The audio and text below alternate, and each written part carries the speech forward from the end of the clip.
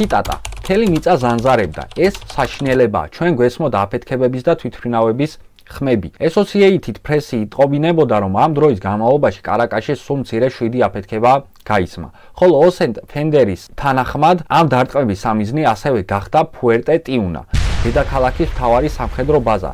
სხვა სამიზნე ადგილებს შორისაა სერო ელ ვოლკანი, ძირითადი საკომუნიკაციო და სიგნალების ანტენის ადგილი, ლა გუაირას აეროპორტი, ვენესუელას მთავარი საზღვაო პორტი ჩრდილოეთ კარაკასში და იგუეროტეს აეროპორტი, საჰაერო ბაზა მირანდას შტატში. რაც შეეხება სპეცოპერაციას, შეგვიძლია ვივარაუდოთ, რომ ამერიკელების მხრიდან საკმაოდ დიდ მოსყიდვას ჰქონდა ადგილი, ვინაიდან სულთა ავტომატებით შეიძლება დაბალ სიმაღლეზე ფრინავი ვერტმფრენების ჩამოგდება, რაც ფაქტობრივად არ მომხდარა, კი გავრცელდა და ტრამპ ამას აღიარა, რომ ერთი ვერტმფრენი დაზიანდა, მაგრამ მიუხედავად ამისა, ფაქტობრივი წინააღმდეგობა 30 მილიონიანი ქვეყნის მხრიდან არ გამოჩენილა. შესაბამისად, უნდა ვივარაუდოთ, ან ერთი ეს იყო ღალატი, ან მეორე კუთხით ეს იყო მოსყიდვა.